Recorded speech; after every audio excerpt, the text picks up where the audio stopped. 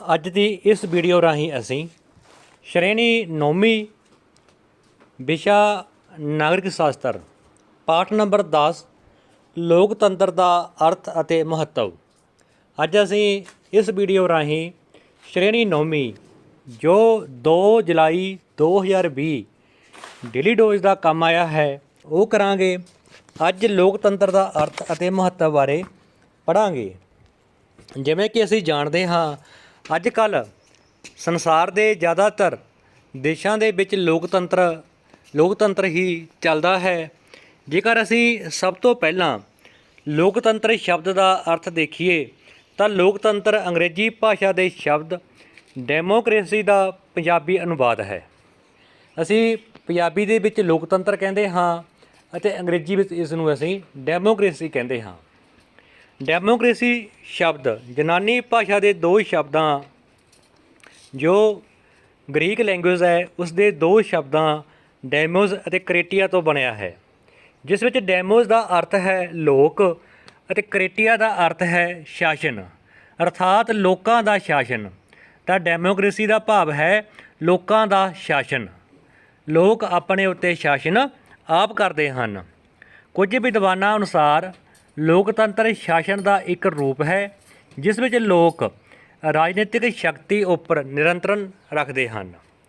ਭਾਵ ਕੀ ਹੈਗਾ? ਸ਼ਾਸਕ ਲੋਕਾਂ ਦੁਆਰਾ ਚੁਣੇ ਜਾਂਦੇ ਹਨ ਜੋ ਜਨਤਾ ਦੇ ਪ੍ਰਤੀਨਿਧ ਦੇ ਤੌਰ 'ਤੇ ਸ਼ਾਸਨ ਚਲਾਉਂਦੇ ਹਨ। ਭਾਵ ਕੀ ਹੈਗਾ ਵੀ ਜੋ ਸ਼ਾਸਕ ਚੁਣੇ ਜਾਂਦੇ ਨੇ ਉਹ ਕੋਈ ਜੱਦੀ, ਕੋਈ ਪਿਤਾ ਪੁਰਖੀ ਨਹੀਂ ਹੁੰਦੇ। ਉਹ ਕੋਈ ਧਰਮ ਦੇ ਆਧਾਰ 'ਤੇ ਜਾਂ ਜਨਮ ਦੇ ਆਧਾਰ 'ਤੇ ਨਹੀਂ ਹੁੰਦੇ, ਸਗੋਂ ਲੋਕਾਂ ਦੁਆਰਾ ਨਿਸ਼ਚਿਤ ਸਮੇਂ ਲਈ ਚੁਣੇ ਜਾਂਦੇ ਹਨ। ਲੋਕਤੰਤਰ ਭਾਵ ਲੋਕਾਂ ਦਾ ਤੰਤਰ, ਲੋਕਾਂ ਦਾ ਰਾਜ। ਸ਼ਾਸਕ ਲੋਕਾਂ ਦੁਆਰਾ ਚੁਣੇ ਜਾਂਦੇ ਨੇ। ਉਹ ਲੋਕਾਂ ਦੇ ਇੱਕ ਏਜੰਟ, ਲੋਕਾਂ ਦੇ ਇੱਕ ਪ੍ਰਤੀਨਿਧੀ, ਲੋਕਾਂ ਦੇ ਰਿਪਰੈਜ਼ੈਂਟੇਟਿਵ ਤੌਰ 'ਤੇ ਕੰਮ ਕਰਦੇ ਹਨ ਅਤੇ ਜੋ ਲੋਕਾਂ ਦੀ ਭਲਾਈ ਦੇ ਲਈ ਸ਼ਾਸਨ ਚਲਾਉਂਦੇ ਹਨ। ਅੱਗੇ ਲੋਕਤੰਤਰ ਦਾ ਪਰਿਭਾਸ਼ਾ ਆ ਜਾਂਦੀ ਆ। ਜੋ ਸਭ ਤੋਂ ਵਧੀਆ ਪਰਿਭਾਸ਼ਾ ਹੈ ਉਹ ਹੈ ਅਮਰੀਕਾ ਦੇ ਰਾਸ਼ਟਰਪਤੀ ਇਬਰਾਹਿਮ ਲਿੰਕਨ ਦੀ। ਲੋਕਤੰਤਰ ਲੋਕਾਂ ਦੀ, ਲੋਕਾਂ ਲਈ ਅਤੇ ਲੋਕਾਂ ਰਾਹੀਂ ਚੁਣੀ ਹੋਈ ਸਰਕਾਰ ਹੈ। ਇਹ ਕੁਐਸਚਨ ਬਹੁਤ ਵਾਰੀ ਆਇਆ ਹੈ ਕਿ ਇਹ ਸ਼ਬਦ ਕਿਸ ਨੇ ਕਹੇ?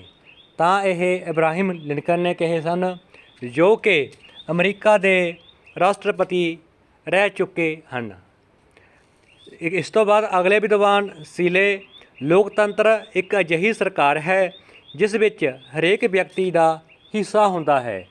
ਭਾਵ ਲੋਕਤੰਤਰ ਦੇ ਵਿੱਚ ਸਾਰੇ ਬਰਾਬਰ, ਸਾਰੇ ਵਿਅਕਤੀ ਸਮਾਨ ਹੁੰਦੇ ਨੇ, ਸਾਰਿਆਂ ਦਾ ਬਰਾਬਰ ਦਾ ਹਿੱਸਾ ਹੁੰਦਾ ਹੈ। ਜੇਕਰ ਅਸੀਂ ਲੋਕਤੰਤਰ ਦਾ ਸਰੂਪ ਦੇਖੀਏ ਤਾਂ ਜੋ ਇਸਦਾ ਸਰੂਪ ਹੈ, ਲੋਕਤੰਤਰ ਇੱਕ ਅਜਿਹਾ ਪ੍ਰਬੰਧ ਹੈ ਜਿਸ ਵਿੱਚ ਰਾਜਨੀਤਿਕ ਸ਼ਕਤੀ ਪ੍ਰਾਪਤ ਕਰਨ ਲਈ ਲੋਕਾਂ ਦੀ ਸੁਤੰਤਰ ਰੂਪ ਵਿੱਚ ਭਾਗੀਦਾਰੀ ਨੂੰ ਯਕੀਨੀ ਬਣਾਇਆ ਜਾਂਦਾ ਹੈ। ਲੋਕਤੰਤਰ ਵਿੱਚ ਜਨਤਾ ਸਰਕਾਰ ਉੱਪਰ ਨਿਯੰਤਰਣ ਕਰਦੀ ਹੈ। ਲੋਕਤੰਤਰ ਵਿੱਚ ਵੱਖ-ਵੱਖ ਵਿਚਾਰਾਂ ਅਤੇ ਰਾਜਨੀਤਿਕ ਦਲਾਂ ਦੀ ਹੋਂਦ, ਸੁਤੰਤਰ ਤੌਰ 'ਤੇ ਵਿਚਾਰ ਪ੍ਰਗਟਾਉਣ ਦਾ ਅਧਿਕਾਰ, ਸਰਬ ਵਿਆਪਕ ਬਾਲਗ ਮਤ ਅਧਿਕਾਰ ਅਤੇ ਨਿਯਮਤਕਾਲੀ ਚੋਣਾਂ ਆਦਿ ਤੱਥ ਸ਼ਾਮਲ ਹੁੰਦੇ ਹਨ। ਲੋਕਤੰਤਰ ਦਾ ਸਰੂਪ। ਲੋਕਤੰਤਰ ਕਿਹੋ ਜਿਹਾ ਹੈ? ਕੁਝ ਵਿਦਵਾਨ ਤਾਂ ਕਹਿੰਦੇ ਨੇ ਕਿ ਲੋਕਤੰਤਰ ਲੋਕਾਂ ਦੀ ਬਹੁ ਗਿਣਤੀ ਦਾ ਸ਼ਾਸਨ ਹੈ, ਪਰ ਆਮ ਤੌਰ 'ਤੇ ਅਜਿਹਾ ਕਹਿਣਾ ਵੀ ਠੀਕ ਨਹੀਂ ਲੱਗਦਾ, ਕਿਉਂਕਿ ਬਹੁ ਗਿਣਤੀ ਦਾ ਸ਼ਾਸਨ ਅਸੀਂ ਕਹਿ ਨਹੀਂ ਸਕਦੇ, ਕਿਉਂਕਿ ਸਾਰੇ ਲੋਕਾਂ ਦੀ ਰਾਏ ਇੱਕੋ ਜਿਹੀ ਨਹੀਂ ਹੋ ਸਕਦੀ।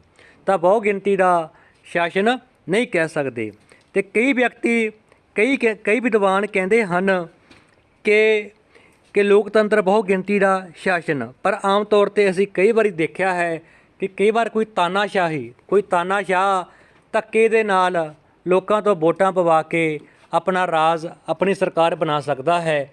ਤਾਂ ਅਸੀਂ ਉਸ ਨੂੰ ਬਹੁ ਗਿਣਤੀ ਦਾ ਸ਼ਾਸਨ ਨਹੀਂ ਕਹਿ ਸਕਦੇ। ਤਾਂ ਕਰਕੇ ਜੋ ਇਸ ਦਾ ਆਮ ਸਰੂਪ ਹੈ, ਜੋ ਲੋਕਤੰਤਰ ਦਾ ਸਧਾਰਨ ਸਰੂਪ ਹੈ, ਉਹ ਹੈ ਲੋਕਤੰਤਰ ਵਿੱਚ ਪਹਿਲੀ ਗੱਲ ਤਾਂ ਹਿੰਸਾ ਭਾਵ ਲੋਕਤੰਤਰ ਦੇ ਵਿੱਚ ਜੋ ਗੱਲਬਾਤ ਹੁੰਦੀ ਹੈ ਉਹ ਵੋਟ ਰਾਹੀਂ ਹੁੰਦੀ ਹੈ, ਵੋਟ ਰਾਹੀਂ ਹੁੰਦੀ ਹੈ। ਭਾਵ ਜੇਕਰ ਲੋਕਾਂ ਦੇ ਪ੍ਰਤੀਨਿਧੀ ਉਹਨਾਂ ਦੇ ਅਨੁਸਾਰ ਕੰਮ ਨਹੀਂ ਕਰਦੇ ਤਾਂ ਲੋਕ ਅਗਲੀਆਂ ਵੋਟਾਂ ਵਿੱਚ ਆਪਣੀ ਵੋਟ ਉਹਨਾਂ ਦੀ ਥਾਂ ਕਿਸੇ ਹੋਰ ਨੂੰ ਪਾ ਕੇ ਉਸ ਨੂੰ ਜਿਤਾ ਸਕਦੇ ਹਨ। ਤਾਂ ਲੋਕਤੰਤਰ ਦੀ ਜਿਹੜੀ ਸਭ ਤੋਂ ਵੱਡੀ ਵਿਸ਼ੇਸ਼ਤਾ ਹੈ ਉਹ ਹੈ ਕਿ ਲੋਕਤੰਤਰ ਵਿੱਚ ਜੋ ਵੀ ਲੋਕਾਂ ਦੇ ਵਿਚਾਰਾਂ ਵਿੱਚ ਵਿਭਿੰਨਤਾ ਹੁੰਦੀ ਹੈ ਉਹਨਾਂ ਦਾ ਹੱਲ ਗੋਲੀਆਂ ਨਾਲ ਨਹੀਂ ਸਗੋਂ ਵੋਟਾਂ ਦੁਆਰਾ ਕੀਤਾ ਜਾਂਦਾ ਹੈ। ਗੋਲੀਆਂ ਦੁਆਰਾ ਨਹੀਂ ਸਗੋਂ ਵੋਟਾਂ ਦੁਆਰਾ ਕੀਤਾ ਜਾਂਦਾ ਹੈ। ਇਸ ਤੋਂ ਬਾਅਦ ਜੋ ਲੋਕਤੰਤਰ ਦੀ ਅਸਲੀ ਹੋਂਦ ਹੈ ਉਹ ਹੈ ਵਿਚਾਰਾਂ ਦੀ ਵਿਭਿੰਨਤਾ। ਜੇਕਰ ਸਾਡੇ ਵਿਚਾਰਾਂ ਵਿੱਚ ਵਿਭਿੰਨਤਾ ਨਹੀਂ ਹੋਊਗੀ, ਹਰ ਇੱਕ ਦੇਸ਼ ਦੇ ਹਰ ਇੱਕ ਵਿਅਕਤੀ ਦੇ ਆਪਣੇ ਆਪਣੇ ਵਿਚਾਰ ਹੁੰਦੇ ਨੇ ਇੱਕ ਸਮੱਸਿਆ ਦੇ ਬਾਰੇ। ਕਿਸੇ ਦਾ ਪੋਜ਼ਿਟਿਵ ਵਿਊ ਹੁੰਦਾ ਗਾ ਅਤੇ ਕਿਸੇ ਦਾ ਨੈਗੇਟਿਵ ਵਿਊ। ਇਹਨਾਂ ਵਿਚਾਰਾਂ ਦੀ ਵਿਭਿੰਨਤਾ ਹੀ ਲੋਕਤੰਤਰ ਦੀ ਜੜ੍ਹ ਹੈ। ਇਹਨਾਂ ਵਿਚਾਰਾਂ ਦੀ ਵਿਭਿੰਨਤਾ ਕਰਕੇ ਹੀ ਲੋਕਤੰਤਰ ਸਥਿਰ ਰਹਿੰਦਾ ਹੈ। ਇਹਨਾਂ ਦੀਆਂ ਵਿਚਾਰਾਂ ਦੀ ਵਿਭਿੰਨਤਾ ਕਰਕੇ ਹੀ ਲੋਕਤੰਤਰ ਅੱਗੇ ਤਰੱਕੀ ਕਰ ਸਕਦਾ ਹੈ। ਜੋ ਲੋਕਤੰਤਰ ਦੀਆਂ ਪ੍ਰਮੁੱਖ ਵਿਸ਼ੇਸ਼ਤਾਵਾਂ ਨੇ ਉਹਨਾਂ ਦੇ ਵਿੱਚ ਸਭ ਤੋਂ ਪਹਿਲੀ ਗੱਲ ਤਾਂ ਵੱਖ-ਵੱਖ ਵਿਚਾਰਾਂ ਦਾ ਹੋਣਾ ਜ਼ਰੂਰੀ ਹੈ। ਜੇ ਵੱਖ-ਵੱਖ ਵਿਚਾਰ ਹੋਣਗੇ ਤਾਂ ਰਾਜਨੀਤਿਕ ਦਲਾਂ ਦੀ ਹੋਂਦ ਵੀ ਜ਼ਰੂਰੀ ਹੈ, ਕਿਉਂਕਿ ਵੱਖ-ਵੱਖ ਰਾਜਨੀਤਿਕ ਦਲਾਂ ਦੇ ਵੱਖ-ਵੱਖ ਵਿਚਾਰ ਹੁੰਦੇ ਹਨ। ਲੋਕਾਂ ਨੂੰ ਜਿਹਦੇ ਵਿਚਾਰ ਵਧੀਆ ਲੱਗਦੇ ਨੇ ਲੋਕ ਉਸ ਨੂੰ ਆਪਣਾ ਪ੍ਰਤੀਨਿਧੀ ਚੁਣਦੇ ਹਨ। ਨੰਬਰ 2, ਸੁਤੰਤਰ ਤੌਰ 'ਤੇ ਵਿਚਾਰ ਪ੍ਰਗਟਾਉਣ ਦਾ ਅਧਿਕਾਰ। ਜੇਕਰ ਕਿਸੇ ਵਿਅਕਤੀ ਨੂੰ ਆਪਣੇ ਵਿਚਾਰ ਪ੍ਰਗਟਾਉਣ ਦਾ ਅਧਿਕਾਰ ਹੀ ਨਹੀਂ ਤਾਂ ਅਸੀਂ ਉਸ ਨੂੰ ਲੋਕਤੰਤਰ ਨਹੀਂ ਕਹਿ ਸਕਦੇ। ਕਦੇ ਵੀ ਨਹੀਂ ਕਹਿ ਸਕਦੇ। ਤਾਂ ਲੋਕਤੰਤਰ ਦੀ ਸਭ ਤੋਂ ਵੱਡੀ ਵਿਸ਼ੇਸ਼ਤਾ ਇਹ ਹੈ ਕਿ ਵਿਅਕਤੀ ਨੂੰ ਆਪਣੇ ਵਿਚਾਰ ਪ੍ਰਗਟਾਉਣ ਦਾ ਪੂਰਾ ਅਧਿਕਾਰ ਹੋਣਾ ਚਾਹੀਦਾ ਹੈ, ਨਹੀਂ ਉਹ ਕਾਹਦਾ ਲੋਕਤੰਤਰ। ਸਰਬ ਵਿਆਪਕ ਬਾਲਗ ਮਤ ਅਧਿਕਾਰ। ਲੋਕਤੰਤਰ ਦੀ ਜੋ ਅਗਲੀ ਵਿਸ਼ੇਸ਼ਤਾ ਹੈ ਉਹ ਹੈ ਸਰਬ ਵਿਆਪਕ ਮਤ ਅਧਿਕਾਰ। ਸਰਬ ਵਿਆਪਕ ਕੀ ਹੁੰਦਾ ਗਾ? ਸਾਰੇ ਬਾਲਗ ਹੁੰਦਾ ਗਾ। ਜੋ ਵਿਅਕਤੀ 18 ਸਾਲ ਜਾਂ 18 ਸਾਲ ਤੋਂ ਵੱਧ ਦਾ ਹੋ ਗਿਆ, ਜਿਸ ਵਿਅਕਤੀ ਦੀ ਉਮਰ 18 ਸਾਲ ਜਾਂ 18 ਸਾਲ ਤੋਂ ਵੱਧ ਹੋ ਗਈ ਹੈ ਉਸ ਵਿਅਕਤੀ ਨੂੰ ਵੋਟ ਪਾਉਣ ਦਾ ਮਤ ਹੁੰਦਾ ਗਾ ਆਪਣੀ ਵੋਟ, ਉਸ ਨੂੰ ਆਪਣੀ ਵੋਟ ਪਾਉਣ ਦਾ ਪੂਰਾ ਅਧਿਕਾਰ ਹੈ। ਜਿੱਥੇ ਸਰਬ ਵਿਆਪਕ ਮਤ ਅਧਿਕਾਰ ਬਾਲਗ ਮਤ ਅਧਿਕਾਰ ਨਹੀਂ ਹੈ ਅਸੀਂ ਉਸ ਨੂੰ ਲੋਕਤੰਤਰੀ ਦੇਸ਼ ਨਹੀਂ ਕਹਿ ਸਕਦੇ।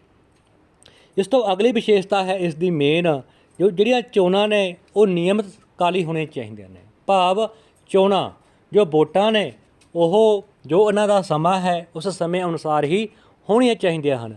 ਜਿਵੇਂ ਸਾਡੇ ਭਾਰਤ ਵਿੱਚ ਲੋਕ ਸਭਾ ਦੀਆਂ ਚੋਣਾਂ, ਲੋਕ ਸਭਾ ਅਤੇ ਰਾਜ ਵਿਧਾਨ ਸਭਾਵਾਂ ਦੀਆਂ ਚੋਣਾਂ ਹਰੇਕ 5 ਸਾਲਾਂ ਬਾਅਦ ਹੁੰਦੀਆਂ ਹਨ। ਜੇਕਰ ਇਹ ਹਰੇਕ 5 ਸਾਲਾਂ ਬਾਅਦ ਨਹੀਂ ਹੋਣਗੀਆਂ ਤਾਂ ਉਹ ਕਾਹਦਾ ਲੋਕਤੰਤਰ। ਕਈ ਵਾਰੀ ਸੰਕਟਕਾਲੀ ਹਾਲਤ ਦੇ ਵਿੱਚ ਇਸ ਦਾ ਸਮਾਂ ਅੱਗੇ ਪਿੱਛੇ ਹੋ ਸਕਦਾ ਹੈ, ਪਰ ਫਿਰ ਵੀ ਹਰ ਵਾਰ ਅਜਿਹਾ ਨਹੀਂ ਹੋ ਸਕਦਾ, ਕਿਉਂਕਿ ਜੇਕਰ ਚੋਣਾਂ ਆਪਣੇ ਨਿਯਮਿਤ ਸਮੇਂ 'ਤੇ ਨਹੀਂ ਹੋਣਗੀਆਂ ਤਾਂ ਲੋਕਤੰਤਰ ਦੀ ਜੜ੍ਹ ਖੋਖਲੀ ਹੁੰਦੀ ਜਾਵੇਗੀ। ਅੱਗੇ ਇਸ ਦੇ ਕੁਐਸਚਨ ਆ ਗਏ, ਲੋਕਤੰਤਰ ਵਿੱਚ ਲੋਕ ਕਿਸ ਸ਼ਕਤੀ ਉੱਪਰ ਨਿਯੰਤਰਣ ਕਰਦੇ ਹਨ? ਰਾਜਨੀਤਿਕ ਸ਼ਕਤੀ ਉੱਤੇ ਲੋਕ ਨਿਯੰਤਰਣ ਕਰਦੇ ਨੇ ਆਪਣੀਆਂ ਵੋਟਾਂ ਦੇ ਦੁਆਰਾ। ਜੇਕਰ ਰਾਜਨੀਤਿਕ ਸ਼ਕਤੀ ਸਾਡੇ ਰਾਜਨੇਤਾ ਲੋਕਾਂ ਦੇ ਅਨੁਸਾਰ ਕੰਮ ਨਹੀਂ ਕਰਦੇ ਤਾਂ ਲੋਕ ਅਗਲੀਆਂ ਚੋਣਾਂ ਵਿੱਚ ਉਹਨਾਂ ਨੂੰ ਹਰਾ ਸਕਦੇ ਹਨ। ਲੋਕਤੰਤਰ ਵਿੱਚ ਸ਼ਾਸਨ ਕੌਣ ਚਲਾਉਂਦਾ ਹੈ? ਲੋਕਤੰਤਰ ਵਿੱਚ ਜਨਤਾ ਦੇ ਪ੍ਰਤੀਨਿਧ, ਜੋ ਜਨਤਾ ਦੇ ਰਿਪਰੈਜ਼ੈਂਟੇਟਿਵ ਹੁੰਦੇ ਨੇ ਉਹ ਸ਼ਾਸਨ ਚਲਾਉਂਦੇ ਹਨ। ਲੋਕਤੰਤਰ ਲੋਕਾਂ ਲਈ ਅਤੇ ਲੋਕਾਂ ਰਾਹੀਂ ਚੁਣੀ ਹੋਈ ਸਰਕਾਰ ਹੈ। ਇਹ ਕਿਸ ਨੇ ਕਿਹਾ ਸੀ? ਇਬਰਾਹਿਮ ਲਿੰਕਨ ਨੇ ਕਿਹਾ ਸੀ। ਲੋਕਤੰਤਰ ਵਿੱਚ ਨੇਤਾ ਕਿਵੇਂ ਚੁਣਿਆ ਜਾਂਦਾ ਹੈ? ਬਾਲਗ ਮਤ ਅਧਿਕਾਰ ਰਾਹੀਂ। ਸਰਬ ਵਿਆਪਕ ਬਾਲਗ ਮਤ ਅਧਿਕਾਰ ਰਾਹੀਂ ਨੇਤਾ ਚੁਣੇ ਜਾਂਦੇ ਹਨ। ਸਹੀ ਜਾਂ ਗਲਤ? ਡੈਮੋਕ੍ਰੇਸੀ ਸ਼ਬਦ ਯੂਨਾਨੀ ਭਾਸ਼ਾ ਦਾ ਸ਼ਬਦ ਹੈ, ਗ੍ਰੀਕ ਲੈਂਗੁਏਜ ਦਾ ਸ਼ਬਦ ਹੈ, ਸਹੀ ਹੈ।